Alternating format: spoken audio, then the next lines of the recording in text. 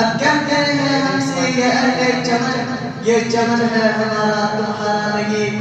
ملت اسلامیہ کے پاسبانوں، آج میں آپ حضرات کے سامنے ہندوستان کے مسلمانوں پر ہونے والے سیاسی ظلم و ستم اور دین اسلام کو جڑ سے ختم کرنے کے ناکام اور گناہوں سازش اور کوشش کے موضوع پر کچھ عرض کرنا چاہتا ہوں۔ امید ہے کہ بغور سماعت فرمائیں گے۔ وہ ہندوستان جس کے حریت کے بعد مسلمانوں نے اپنے خون جگر سے سینچا تھا، وہ ہندوستان جس کے آزادی کے خاطر بحرہ آسمان ساحل میں کود پڑے تھے اور موجوں سے کھیلتے ہوئے منجدھار پر جا پہنچے، بے پناہ قربانیوں کے ذریعے اس پر پروان چڑھایا تھا۔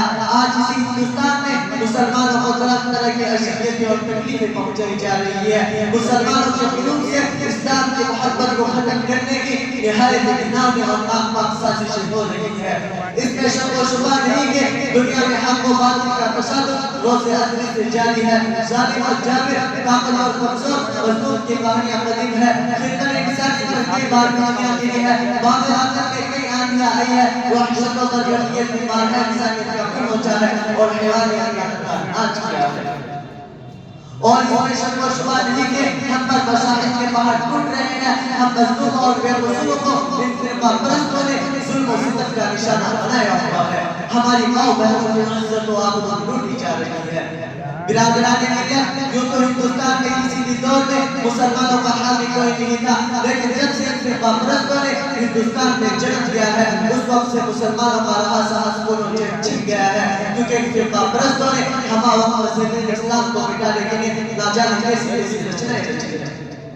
غور بکرے کبھی وندے ماترم جیسی اور گندی اور ناپاک چیز کو نافذ کرنے کا حکم ہوتا ہے، جس کی وجہ سے نیندیں حرام ہو گئی تھی۔ آج بھی بہت ساری سکولوں میں یہ گیت گائے جاتے ہیں، جس گیت میں سراسر کفر بھرا ہوا ہے، جس گیت کو ایک بار پڑھنے سے انسان خارج اسلام ہو جاتا ہے، جس گیت کو ایک بار پڑھنے سے مسلمان نہیں رہتا۔ آج وہی گیت ہندوستان کے مدارس اور مکاتب میں پڑھنے کے لیے بچوں کو مجبور کیا جا رہا ہے۔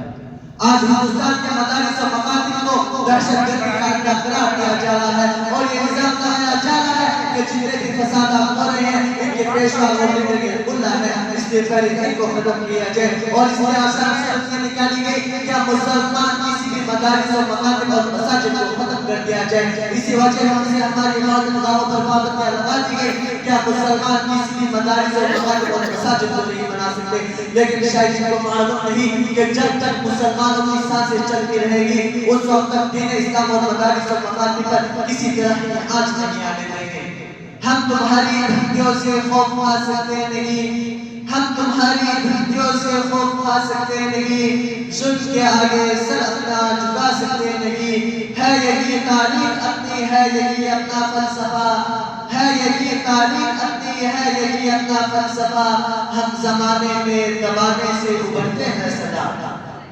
عزیزان گرامی، اگر وطن ہماری جان مانگے تو جان دیں گے، اگر وطن ہمارا مال مانگے تو مال دیں گے، اگر وطن ہماری اولاد مانگے تو اولاد دیں گے، اگر وطن ہمارا تن من دھن مانگے تو سب کچھ دیں گے۔ ڈر نہ سکتے تھے اگر جنگ میں ہٹ جاتے تھے، ڈر نہ سکتے تھے اگر جنگ میں ہٹ جاتے تھے، پاؤں شیروں کے بھی میدان سے اکھڑ جاتے تھے۔ مجھ سے شرکش ہوا تو کوئی بگڑ جاتے تھے، مجھ سے سرکش ہوا تو کوئی بگڑ جاتے تھے، دیکھ عزیز تھی ہم تم سے لڑ جاتے تھے۔ برادران ملت، وہ ٹیپو سلطان کی شان تھی جس نے یہ کہہ کر کی تھی 100 برس کی زندگی سے شیر سے ایک دن کی زندگی بہتر ہے۔ لوگوں کی آگے ملکہ میں آزادی کی برقی لہریں دوڑا دی اور خود بھی انگریزوں کے خلاف برسے بیٹھان بڑھے، یہاں تک کہ میسور کی دھرتی پر خون کا آخری قطرہ آزادی کی خاطر بہادر شہید ہو گئے۔ اگر یہ مسلم قائدین کا معاملہ غلام ہندوستان کے قربے اور بھیانی جنگیں شاہراہ آزادی کی شاہراہ بنانے کی غرض میں اگر یہ سرغم سفر نہ ہو تو یہ کم نظر احسان فراموش غدار جو ہم سے وفاداری کے ساتھ مانتے ہیں، ان غداروں سے میں کہتا ہوں اگر حق ہے غدار تو پابند وفادار تم بھی نہیں، اگر حق ہے غدار تو پابند وفا تم بھی نہیں، اپنی کثرت میں نہ اتراؤ خدا تم بھی نہیں۔ یہ فرقہ پرست اس ملک کو کبھی بھی آزاد نہیں کرا سکتے تھے۔ آپ حضرات مجھے بتائیے کیا مسلمانوں نے جنگ آزادی اس لیے لڑی تھی کہ وہ صاحب اقتدار ہو جائے؟ کیا مسلمانوں نے اپنا خون اس لیے بہایا تھا کہ حکومت کرے؟ کیا مسلمانوں نے اپنے جسم